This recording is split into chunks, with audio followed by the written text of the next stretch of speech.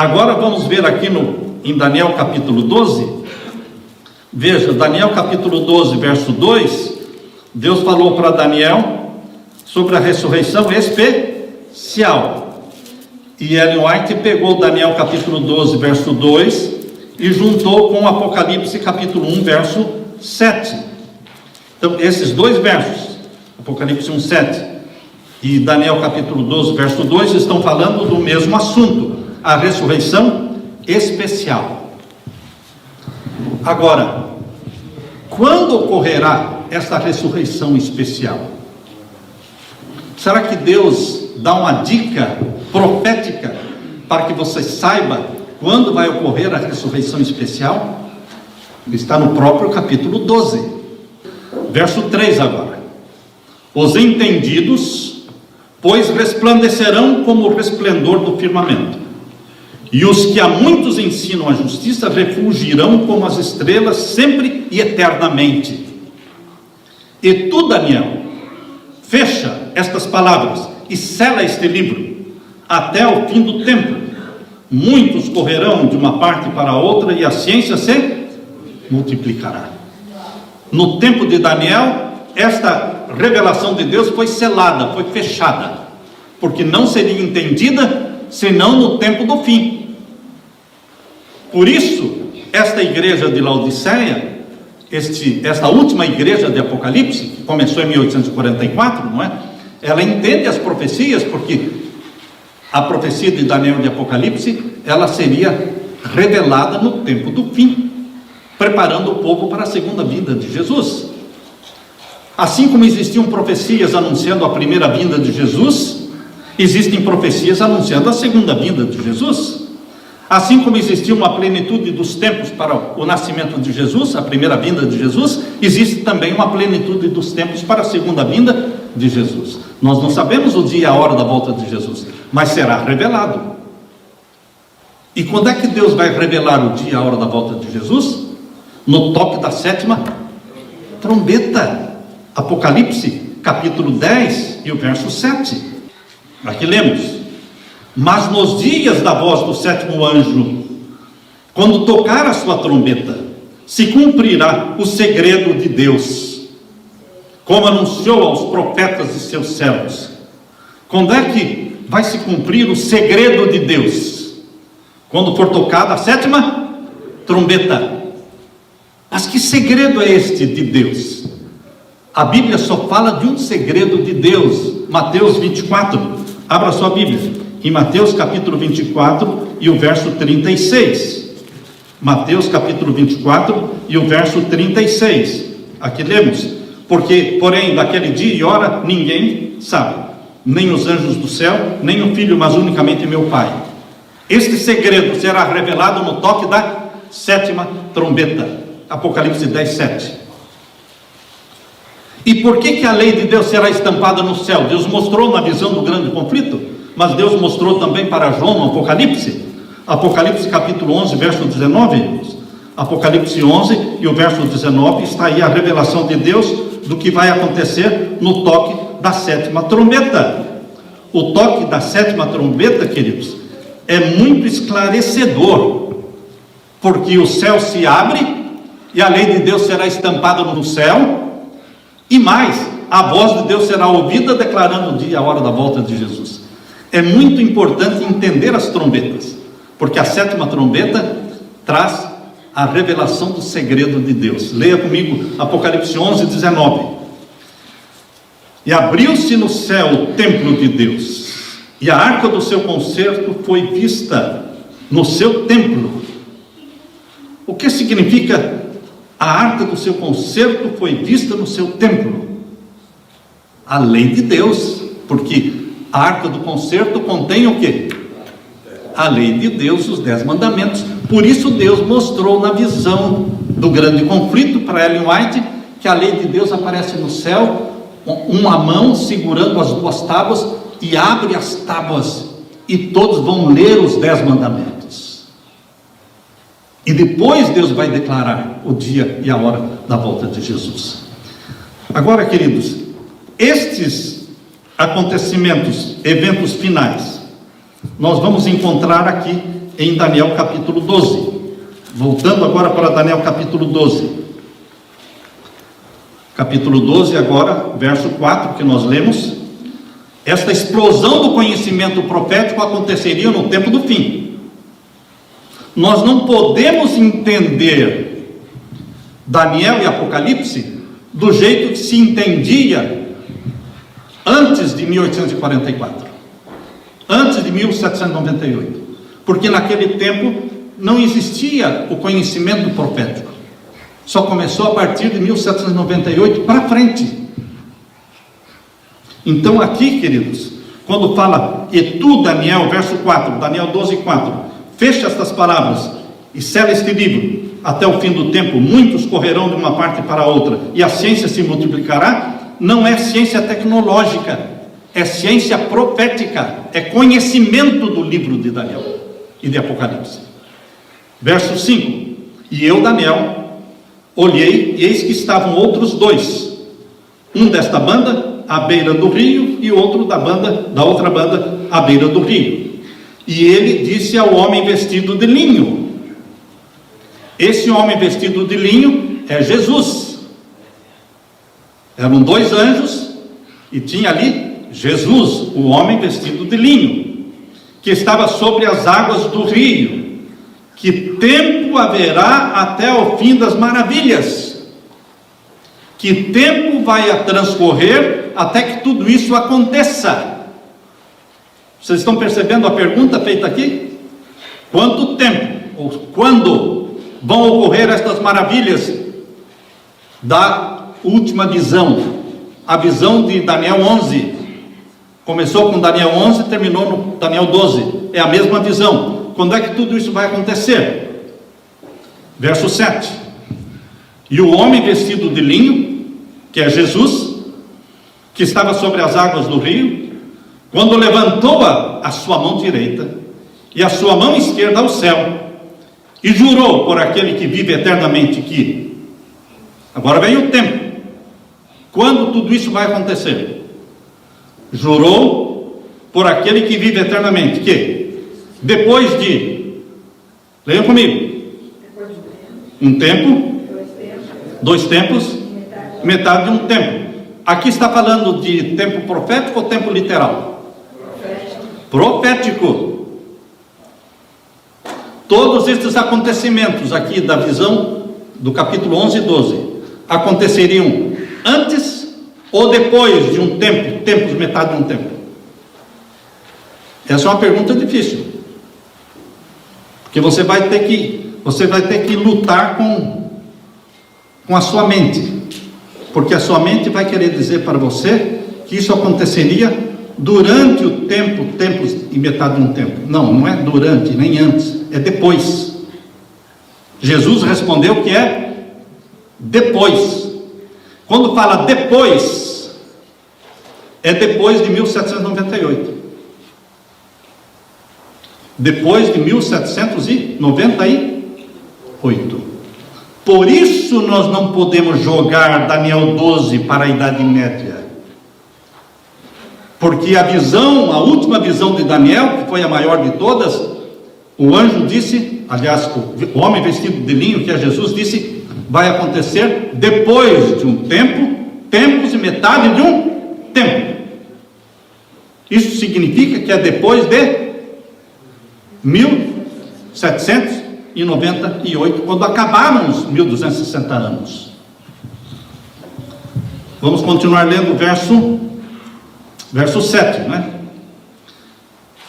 Jurou por aquele que vive eternamente que depois de um tempo, de tempos e metade de um tempo, e quando tiverem acabado de destruir o poder do povo santo, todas estas coisas serão cumpridas.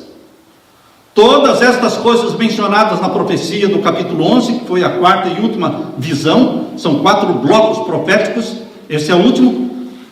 Este aqui vai acontecer depois de 1798. E o verso 8, e eu pois ouvi, falando Daniel, né? Eu pois ouvi, mas não entendi, porque não era para o tempo dele. Vocês acham que os profetas entendiam a visão que Deus dava? Algumas sim, outras não. O que era para o tempo do fim, nem Daniel nem João entenderam. Mas o que não era para o tempo do fim, eles entenderam.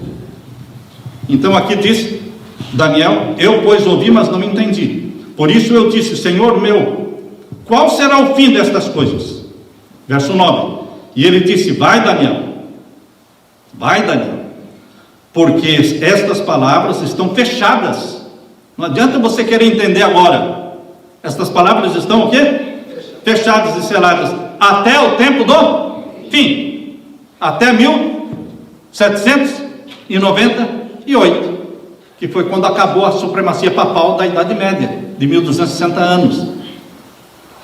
Mas não é só porque acabou a supremacia papal, é que também até 1798 não existia a Bíblia para ler, porque não existiam sociedades bíblicas.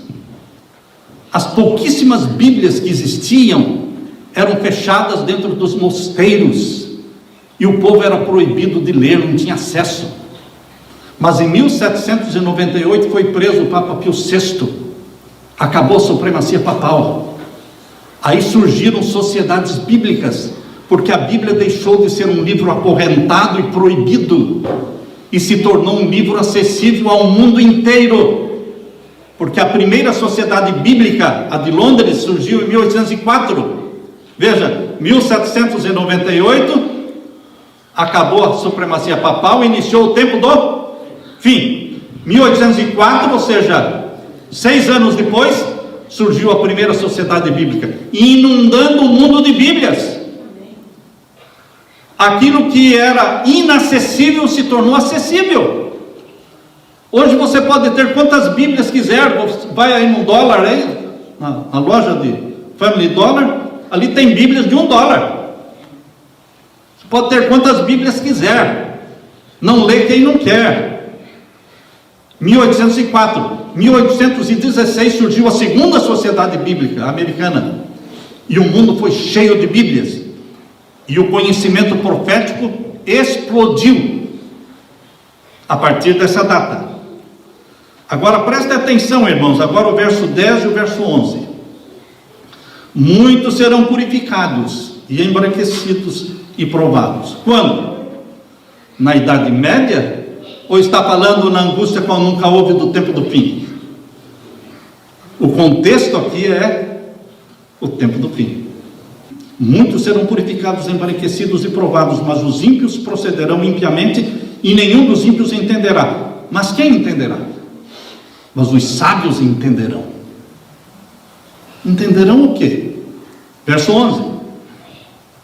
Verso 11. Desde o tempo em que o contínuo sacrifício for tirado, e posta a abominação desoladora. Então tem uma coisa que será imposta na terra, chamada de abominação desoladora, e que será mundial, que vai marcar o início dos 1290 dias, porque está aqui, ó, desde o tempo em que o contínuo sacrifício for tirado. Contínuo sacrifício é a intercessão contínua de quem? De Jesus. Vai chegar um momento em que o ministério sacerdotal de Jesus no santuário celestial será destruído totalmente, quando a lei de Deus for anulada na terra. Quando a lei de Deus for anulada na terra, quando for instituído o decreto dominical, Deus terá sido banido da face da terra. A intercessão de Jesus Cristo terá sido banida da mente do povo. Por isso, Satanás é quem tira o contínuo sacrifício, mas não da mente do povo de Deus. Mas o mundo não vai entender isso, e vai ser posta a abominação desoladora. O decreto dominical é a abominação desoladora do tempo do fim. Não foi a conversão de Clóvis, queridos, em 508, que também não foi 508. A abominação desoladora diz respeito à anulação da lei de Deus e à implantação do falso dia de guarda, o domingo. Esta é a abominação desoladora do tempo do fim. Quando for imposta a abominação desoladora, você conta 1290 dias. Está vendo aí? Verso 11, finalzinho do verso 11. E posta a abominação desoladora, haverá então o quê? 1290 dias. Começa com o decreto dominical e termina nos 1290 dias com a ressurreição dos santos glorificados, na ressurreição especial. A ressurreição especial de todos os que morreram na fé da mensagem dos 3 anos. Eles ressuscitam no final dos 1290 dias. Isto é o que está no grande conflito, e é isto que está aqui em Daniel capítulo 12. Você junta Daniel capítulo 12 com a visão do grande conflito. Sabe que vai acontecer a ressurreição especial antes da volta de Jesus? Sim ou não? Vai. Agora, quando? Você pode dizer, bom, em qualquer tempo. Se em vez de falar qualquer tempo, por que não deixar que Daniel 12 diga, a começar do decreto dominical, no fim dos 1290 dias, acontecerá o que está no capítulo 12, verso 2, a ressurreição especial. Não há nada que contrarie você crer desta forma, porque não está marcando o dia e a hora da volta de Jesus. Agora, queridos, o verso 12 diz o quê? Bem-aventurado o que espere e chega até 1335 dias. O que Deus revelou para Ellen White que vai acontecer depois da ressurreição especial? A lei será estampada no céu. E depois da lei estampada no céu, eles vão ouvir o quê? A voz de Deus declarando o dia, a hora da volta de Jesus. Bem-aventurado e santo aquele que chega até 1335 dias, porque eles vão ver a lei de Deus estampada no céu, e eles vão ouvir a voz do Pai, do Deus Pai, falando o dia e a hora da volta de Jesus. Por isso são bem-aventurados. É assim que Deus me ajudou a entender, irmãos. Os eventos de Daniel 12 são eventos do tempo do fim. Em vez de jogarmos 1290 e 1335 dias para a Idade Média, para 508, o início, porque a forma tradicional de entender é que 1290 dias começaram, são 1290 anos, eles dizem. Não podem ser 1290 anos, porque Deus usou a linguagem comum. Agora, no mesmo capítulo 12, quando Deus falou dos 1260 anos, não usou a linguagem comum. Veja o capítulo 12, verso 7. Verso 7. Deus não se contradiz. Eu vi o homem vestido de linho que estava sobre as águas do rio, quando levantou a sua mão direita e a sua mão esquerda ao céu, e jurou por aquele que vive eternamente, que depois de um tempos e metade de um tempo, e quando tiverem acabado de destruir o poder do povo santo, todas essas coisas serão cumpridas. Aqui está usando a linguagem incomum, falando que está se referindo aos 1260 anos, 538 a 1798. Depois destas coisas se cumprirão estes outros eventos mencionados aqui, eventos finais. E quando fala dos eventos finais, usa a linguagem comum, 1290 dias, 1335 dias. Agora, queridos,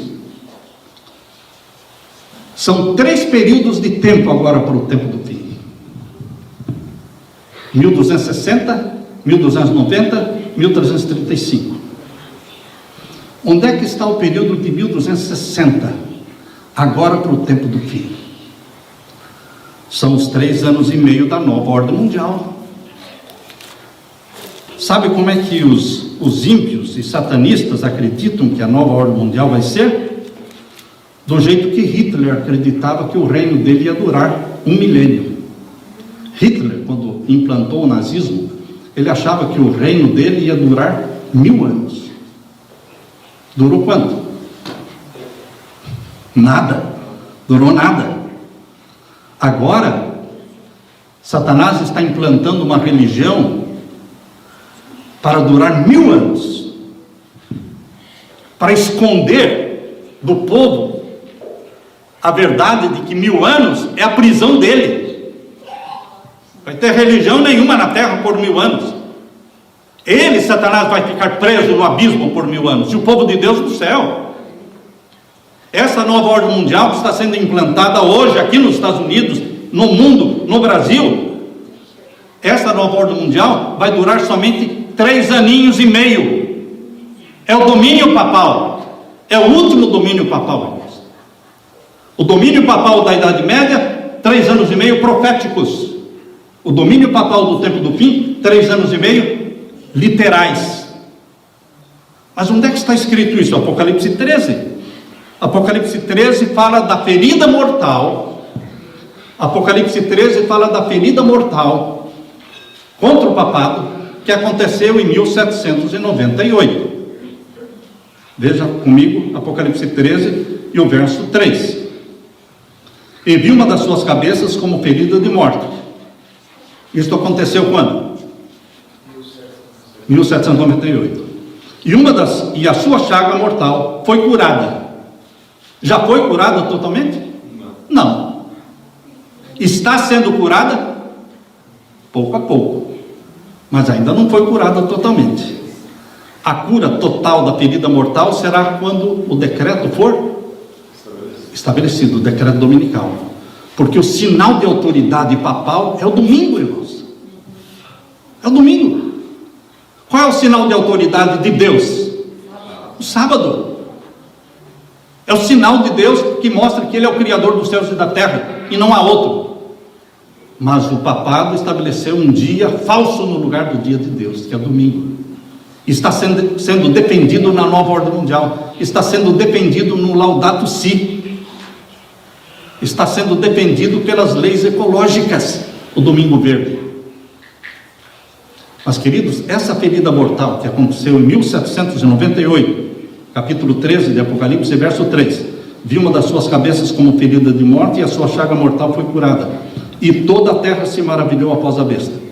Quando a ferida mortal for totalmente curada, todas as tribos, todas as nações da terra vão se ajoelhar e vão adorar, vão se submeter ao poder papal, todas, sem exceção. Verso 4: e adoraram o dragão que deu à besta o seu poder. Quem se submete ao papado, ao Vaticano, está se submetendo ao dragão, porque o dragão é quem lidera o papado. O poder sobrenatural que existe por trás do papado, irmãos, é um poder sobrenatural, que força as pessoas a se ajoelharem diante dele. Mesmo os líderes protestantes e evangélicos estão correndo para Roma e se submetendo ao papado.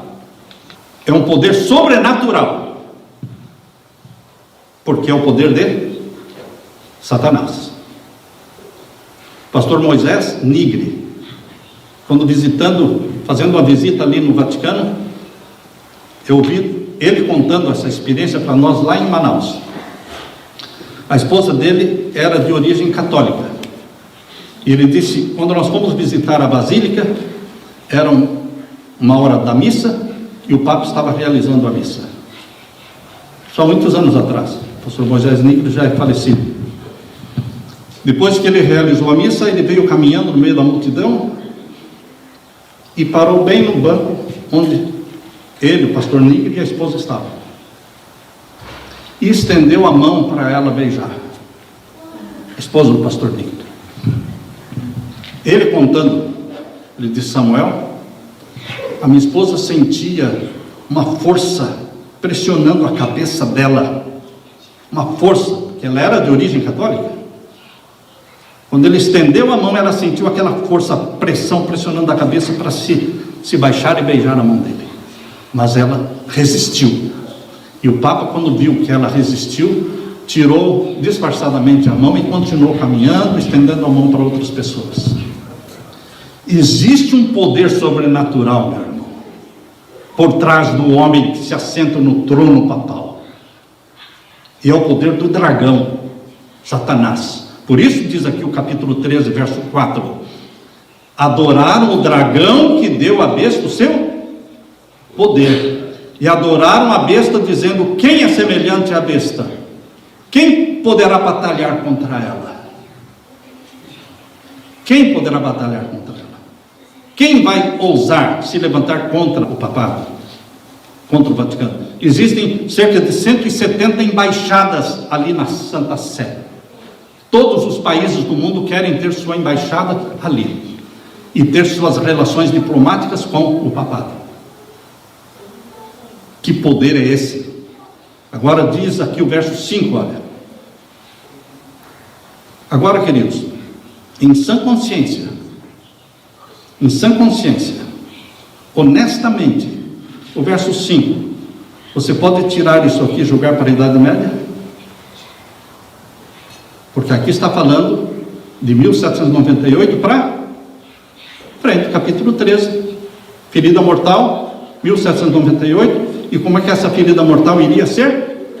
Curada, e quando fosse curada, toda a terra se maravilharia diante da besta.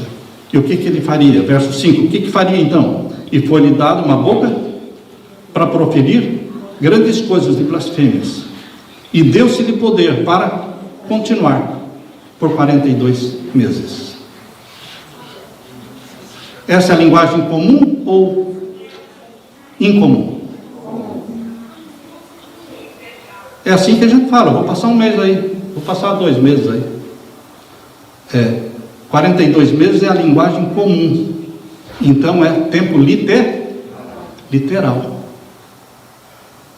Quando quer falar tempo incomum, veja aí no capítulo 12, verso 14. Veja o capítulo 12, verso 14. E foram dadas à mulher 2 asas de grande águia, para que voasse para o deserto, ao seu lugar, onde é sustentada por um tempo, metade de um tempo. Isso aqui é linguagem comum ou incomum? Incomum, então é tempo profético, é a Idade Média. Mas agora, no tempo do fim, haverá uma nova e a última supremacia papal de tempo literal, 1260 dias, 42 meses. Começa com o decreto dominical e termina quando? Capítulo 17. Termina quando? Abra sua Bíblia no capítulo 17. O que vai acontecer? Verso 12 e 13. Capítulo 17. E os 10 chifres que viste são 10 reis que ainda não receberam o reino. Será que estes 10 chifres desta besta que carrega a prostituta de Apocalipse 17, eles podem ser colocados na Idade Média? Ou está falando agora aqui do tempo do fim? As 10 supernações. Quando nós publicamos o livro em 2006, isso aqui era teoria de conspiração. Hoje ninguém tem coragem mais de falar que é teoria de conspiração, queridos, porque está escancarado. Todo mundo está vendo que as 10 supernações estão se formando. A nação número 1, Estados Unidos, Canadá e México. Vocês sabiam que a próxima Copa do Mundo será nos 3? Quando é que a Copa do Mundo foi em 3? Por que agora a Copa do Mundo diz que vai ser nos Estados Unidos? Mas na realidade, Canadá, México, Estados Unidos, porque esse é o bloco número 1. É uma nação. E a nação número 2, União Europeia. A 3, Japão. A 4, África do Sul, Austrália, Nova Zelândia. A 5, Bloco Soviético. A 6, América do Sul, a nação latina. A 7, Norte da África e Oriente Médio. A 8, Centro da África. A 9, Ásia. E a 10, China, Mongólia, Coreia do Norte. 10 supernações estão se formando. Agora, 10 chifres que representam, que tem 10 reis que ainda não receberam o Por que ainda não receberam o reino? Porque as 10 nações ainda não foram consolidadas. Mas a nova ordem mundial de 3 anos e meio, essas 10 nações estarão o quê? Consolidadas, tendo um 11º dominando sobre eles. O número 11 é um número do ocultismo. Por isso o Tratado de Latrão foi assinado no dia 11 de fevereiro. Entende? Por isso, Papa Bento XVI renunciou no dia 11 de fevereiro. O número 11, número 22, como? A Torre Gêmeas. Que dia mesmo foi o atentado na Torre Gêmeas? 9/11. Estão vendo aí o 11? 11, não é? É 1 mais 1, não é? 11. 9 mais 2 também é 11. Mês 9 e mais 2 também dá 11, certo? Mas também é o número da polícia, né? Também é o número da polícia. Então, queridos, o 11º poder é que vai dominar sobre os 10. Onde é que diz isso? Aqui, olha, capítulo 17, verso 13. Estes têm um mesmo intento, os 10 reis, que ainda não receberam o reino. Estes têm o mesmo intento, e entregarão seu poder a quem? Entregarão seu poder e autoridade a quem? À besta, ao poder papal, para que reine sobre eles. Se você ler o livro do Malachi Martin foi o jesuíta que mais escreveu o livro. Eu não conheço nenhum jesuíta que escreveu tantos livros como ele. Ele já é falecido. Ele morava em Nova York, e ele escreveu um livro grosso assim, que é a chave deste sangue, The Key of this Blood. E ali ele diz: o comunismo vai cair. Ali ele fala dos 3 poderes que dominavam o mundo: comunismo, capitalismo e Vaticano. Ele fala: o comunismo vai cair, o capitalismo vai cair, e quem vai dominar o mundo é o papado. Ele fala claramente. Essa é a nova ordem mundial. Não adianta você lutar contra a nova ordem mundial, que ela será implantada ou com a esquerda ou com a direita, irmãos.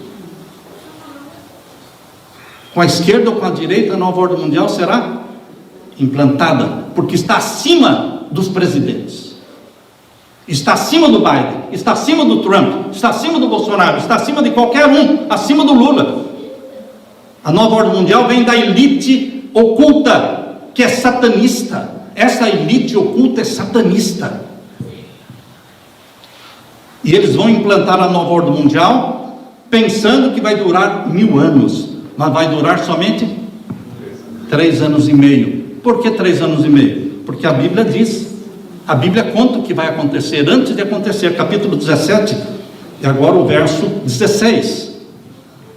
E os 10 chifres que viste na besta, ou seja, os mesmos que nomearam o Papa para que reinasse sobre todos, estes mesmos, não é? E os 10 chifres que viste na besta são os mesmos que aborrecerão a prostituta, e a porão desolada e nua, e comerão a sua carne, e a queimarão no fogo. E agora o capítulo 18 inteirinho é contando como será destruída a prostituta, o poder papal. Queridos, nós estamos vivendo agora exatamente no momento da implantação da nova ordem mundial, que era a teoria da conspiração, mas não é mais. Está na nota de dólar. Na nota de dólar atrás está lá a pirâmide inacabada, com olho de Horus. Olho de Horus para não assustar, mas é o olho de Satanás, que tudo vê. É ele quem comanda o mundo. Não, pastor, o senhor está enganado. Quem comanda o mundo é Jesus. Queridos, Jesus disse que o mundo jaz no maligno. O reino do nosso Senhor Jesus Cristo ainda não foi implantado. Ele, Satanás, ainda está governando este mundo, perseguindo os filhos e filhas de Deus. O reino do nosso Senhor Jesus Cristo será implantado, mas ainda não foi o reino da glória de Jesus. Só quando a pedra for lançada do céu e atingir a estátua nos 10 dedos, que são os mesmos 10 chifres, os mesmos 10 reinos modernos, representados pelos 10 dedos da estátua. E muitos dizem: não, pastor, os 10 dedos da estátua são as 10 nações da Europa. Sim, são as 10 nações da Europa, mas destas 10 nações da Europa, caíram quantas? 3, só ficaram o quê? 7, mas quando Jesus voltar, a pedra vai atingir 10 dedos, não 7. Então esses 10 dedos têm uma dupla aplicação, queridos. Aplica-se para as nações que surgiram do Império Romano, mas aplica-se também para as nações que governam o mundo quando a pedra descer do céu. Porque a pedra que é Jesus atinge os 10 dedos e destrói a estátua inteira. Tem dupla aplicação, porque Apocalipse 17 fala dos 10 reinos modernos que estão surgindo agora. Se você pegar o Google e colocar ali Clube de Roma, mapa do Clube de Roma, vai aparecer o mapa do Clube de Roma de 1972, irmãos. Em 1972 eles redefiniram o mapa. O mapa foi feito em 1942. O mapa foi feito em 1942, antes de terminar a Segunda Guerra Mundial. E neste mapa de 1942 já existiam 10 nações no mundo, incluindo, e já existia o Estado de Israel, que ainda não existia em 1942. O Estado de Israel passou a existir quando? 48, né? 1948. Mas no mapa de 1942 já existia a nação de Israel. Ou seja, eles já sabem, eles já tinham um plano para o governo mundial. Este mapa foi redesenhado em 1972 e foi publicado no livrinho. O livro é The Mankind at the Turning Point, A Humanidade no Ponto da Virada. Esse livro é um livro que foi publicado em 1974 como um relatório da convenção do Clube de Roma. O Clube de Roma teve uma convenção, e então esse livrinho foi o relatório apresentado no Clube de Roma, com os 10 reinos modernos, que é o projeto jesuíta, para colocar o Papa governando sobre o mundo todo. Mas vai durar somente 3 anos e meio, porque o tempo da última perseguição será o quê? Curto. Perseguição intensa, mas curta, e localizadas. Não vai ser igual no mundo todo. Deus sempre está amparando o seu povo. E quem estiver morando no campo vai sofrer menos, queridos. Não é pecado continuar morando na cidade, não. Há pessoas que dizem: não, quem ficar na cidade vai estar perdido. Não vai estar perdido e também não estará pecando, mas vai sofrer mais. Só isso, vai sofrer mais, porque as cidades vão estar sem alimento, sem água. Você vai ter que comer e beber da mão deles o que eles quiserem. E quem estiver morando no campo vai ter um pouco mais de liberdade. Nós vamos ter muitos lockdowns daqui para frente, irmãos.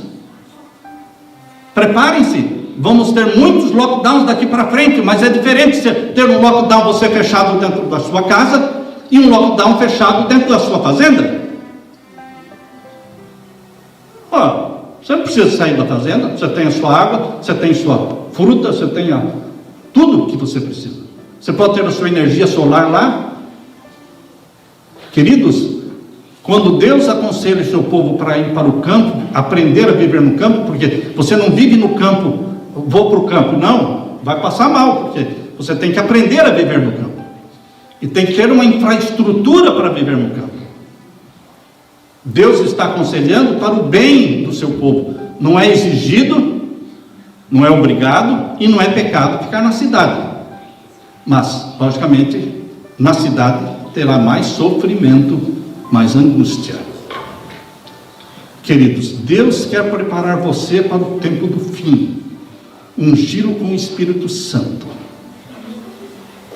Eu quero que você não tenha medo do Apocalipse, porque a minha esposa, quando criancinha não, quando menina, 7, 8 anos, quando falava da volta de Jesus e do Apocalipse, ela corria para debaixo da cama. Ela estava me contando, eu corria para debaixo da cama. Então nós não podemos ter medo do Apocalipse, porque Deus no Apocalipse e também em Daniel, Ele está contando para você como vai ser, mas está dizendo, eu vou cuidar de você. Deus cuidou do seu povo no decreto de morte, lá no tempo da rainha Esther. Não morreu nenhum judeu naquele tempo. Deus vai cuidar de você quando for feito o decreto de morte contra o povo de Deus, agora no tempo do fim. Os anjos estão nos cercando como escudos de luz. Vai faltar água? Vai faltar água potável. Vai faltar comida? Vai. Mas Deus diz, o seu pão e a sua água serão certos. É aí que vale a promessa de Deus. Quando Deus fala em pão e água, nessa abundância de comida que existe hoje, a gente não dá valor para pão e água. Acho que eu vou beber de pão e água. Hoje você com tanta comida, você não dá valor ao pão e à água. Mas quando houver seca e falta de alimento e as prateleiras vazias nos mercados, pão e água serão o quê? Um banquete. É isso que Deus vai fazer. Ele vai sustentar você. Você tem que crer nele. O mundo não tem essa bendita esperança que você tem. O mundo não compreende o porquê de tudo isso que está acontecendo hoje, mas você entende. A Bíblia diz, os ímpios não entendem, mas os sábios entenderão e se prepararão. Amém? Amém. Aleluia. Que Deus derrame sobre você o Espírito Santo. Pai querido, derrama sobre nós o Espírito Santo. Conforta o nosso coração, para que não tenhamos medo. Por isso o Senhor diz tantas vezes, não tenha medo, não tenha medo, eu cuido de você. E ajuda-nos, Pai, a prepararmos primeiramente nossa família para a volta de Jesus, e prepararmos também as pessoas que cruzam o nosso caminho para a volta de Jesus. Derrama o Espírito Santo sobre todos nós que aqui estamos.